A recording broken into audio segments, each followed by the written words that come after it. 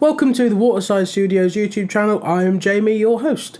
Welcome. So in today's video, we're going to be looking at how to get the guitar sound of Noel Gallagher of Oasis. That's a lot of ofs. I'm just going to jump straight in. I don't want to waffle. If you saw the last video, that was about all the different guitar parts on Don't Look Back in Anger, and I said in that video that I'd be talking about the guitar sound and how I got it. Let's start talking about it. So before I talk about what I did, I want to give you a quick overview of what was used on the record in the 90s. Noel used two main guitars on the recordings of the album. He used the 1984 Epiphone Riviera for most of the rhythms and I assume some of the leads, and a curveball, which he used on this song, is a Strat, which he's rarely seen with. He's seen with them a bit more now, but back in the 90s he was never seen with a Strat, and that Strat was used for the solo on Don't Look Back in Anger. And for the other rhythm parts which Bonehead played, it would have just been his Epiphone Casino.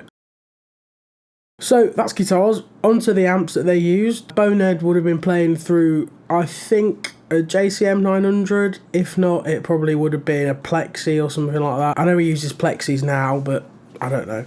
I can't really find anything specific. There's lots of different sources that say different things. So Noel used a couple of amps on this recording. For most of the rhythm stuff, I think he was using a Vox AC50 head through a Marshall 412 cab.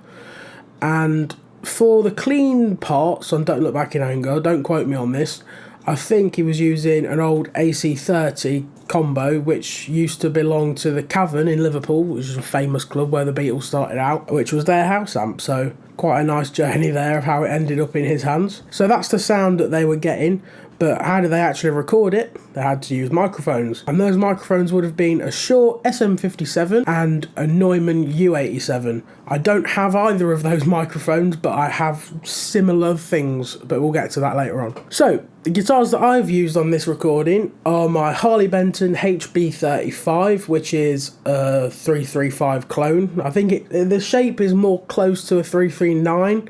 It's a bit tighter towards the horns, but it doesn't really matter. It's a hollow body, it has that sort of a sound. And the other guitar I used is my Harley Benton SC450, which is a Les Paul copy. It says SC for single cut, if you didn't know. That's another cheap guitar. I would highly recommend it if you're looking for a guitar when you're starting out and you don't have hundreds and hundreds and hundreds of pounds to spend on your guitars. It's a very good guitar, and I still use it to this day, even though I have Epiphones and stuff like that. I love it. So the amp that I have used for these recordings is my Blackstar HT Club 50 head. It's a Mark 1, not a Mark 2 or even a Mark 3 now. It's a Mark 1, which probably means it's about 15 years old now. I've run that through my Marshall 2x12 cab. It's a 1936 lead, and it's fitted with Celestion V30 speakers, and they sound marvellous. So if you didn't know, the Blackstar HT Club 50 is a valve amp. It's fitted with two ECC 83 valves and two EL34s, and it sounds fantastic. And with valve amps, if you didn't know, they have to be loud to sound good. You can't really get that sort of nice actual valve tone with it turned down, so I had to wait for everyone to go out before I could turn it up.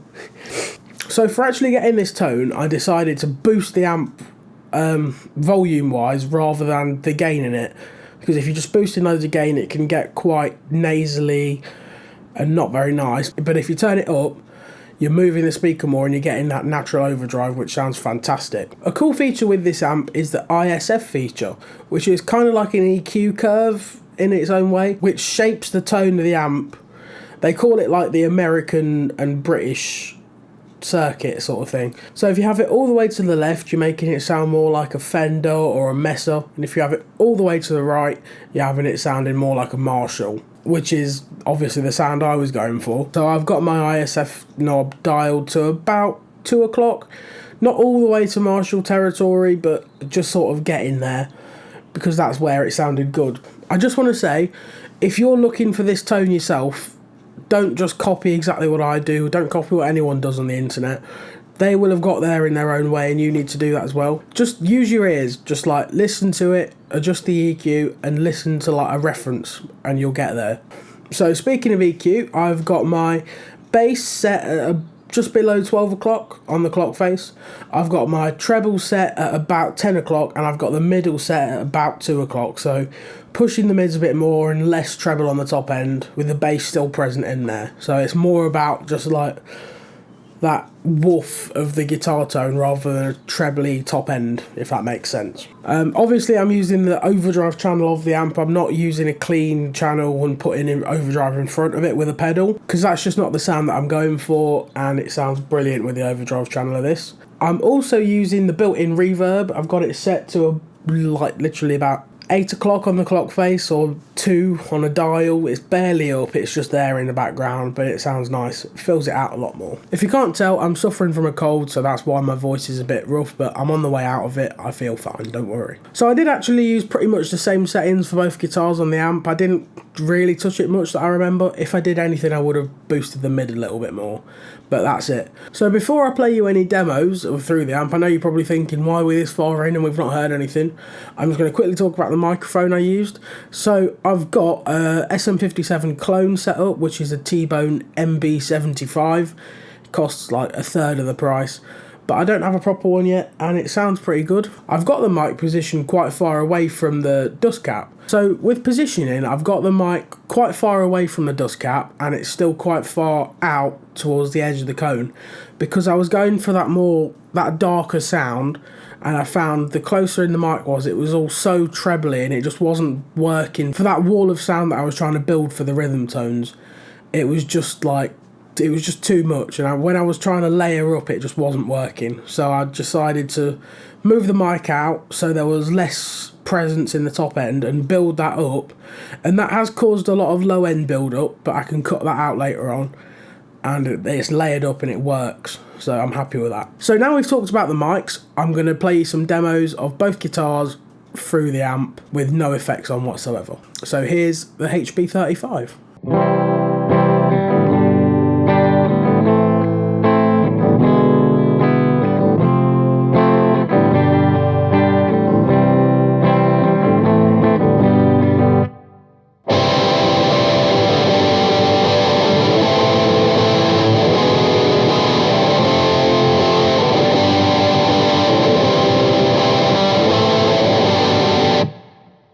So now you've heard that, I'm going to play the Les Paul for it.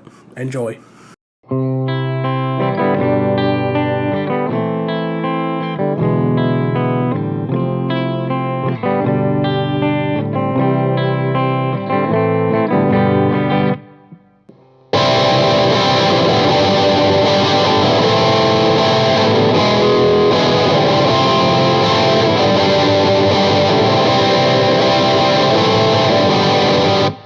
So now we get to the interesting bit of effects. So this is where I've sort of gone my own way and done my own thing with the sound of it. I don't think you used any pedals on the original, so this is my version. The first one being a compressor, or in this case the BBE bench press. It is a fantastic compressor. I've used that on every single guitar track on this song. It's set up with quite a high output, a low threshold, and the attack being around 12 o'clock. So I'm not really doing too much to the sound other than just making it level. So I'm just taming the loud parts and the quiet parts and just bringing them up so it's more consistent, especially for clean things. That helped quite a lot. And it was also pushing the front of the amp a bit more, just getting it to kick out, sort of working like an overdrive, but in its own way, not adding gain as much as level, which is a different thing. So I'm going to play through now on the hollow body, and I'm going to turn the compressor on and off so you can hear the difference of it. I'm going to do it clean and overdriven.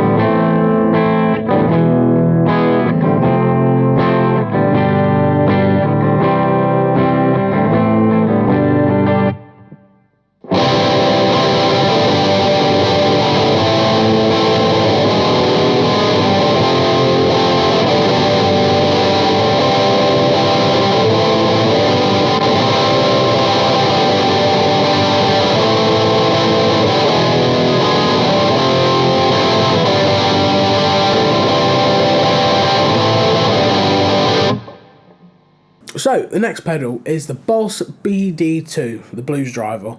It's not a Waterside version, it's an old one. I bought it for 50 quid on eBay a few years ago and it sounds fantastic. So I use this in two different ways. On the solo, the main solo in the song, I put this on in front of the overdriven channel of the amp, so it was really kicking it out more and pushing the gain up a bit to get it to cut. I also used it on its own through the clean channel of the amp for the leads that are a bit more like breakup rather than overdrive. So I've got it set up sort of the opposite of how you'd set up a tube screamer, if that makes sense. I've got the level backed off a bit from 12 and I've got the gain above 12 and the tones about 2 o'clock as well. So I'm really getting the crunch out of it and a bit more top end on it, and taking out the volume, sort of compensating so it's the same in and out. So I'll play you a little snippet of what that sounds like now, first into the overdrive channel and then on its own.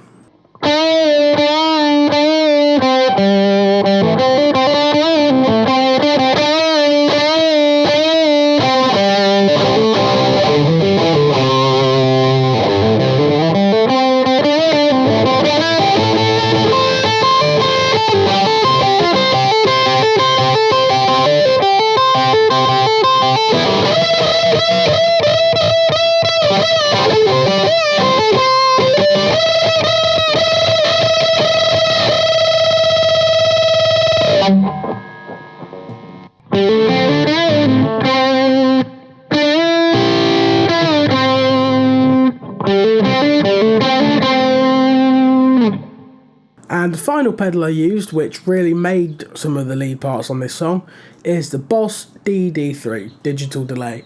I love this pedal to bits. Even though it's on its way out and like some of the knobs aren't working as they should, it sounds brilliant. So the way I've got it set up is with the effect level at about 9 o'clock, the feedback really low, the delay time also at about 9 o'clock-ish, and I've got it on the 800 millisecond setting. So I use this pedal mainly on leads throughout the song, so it's most prominent on the solo coming out of the first chorus and the solo coming out of the last chorus. They're not solos, they're just lead fills, but we call them solos because that's what they are. So with those parts I turned the effect level up higher to sort of blend it into the background, so it wasn't so transient, if that makes sense. Because I didn't want it cutting out above the vocals, I just wanted it sat in the background. I also used it on some of the clean parts in the song. It was set much lower, it was just filling it out, so it wasn't just a bare guitar on its own. So obviously that was running into the front of the amp through the reverb circuit as well, so the clean parts sounded quite nice. I'll give you a demo now of the overdriven parts with the DD3 on and a clean bit.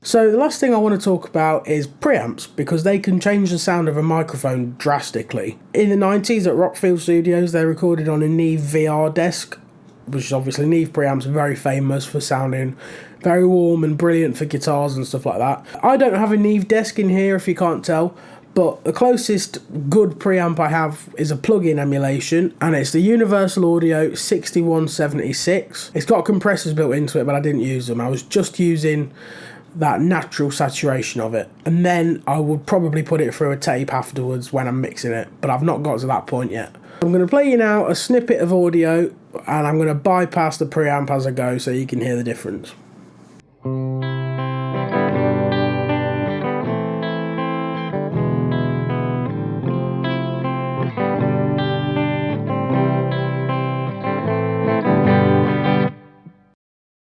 Well, that's how I got the sound. If you did enjoy, please do like and subscribe. Tell me how you get the sound or what you do differently, what I'm doing wrong. And I will see you in the next one. Bye bye for now.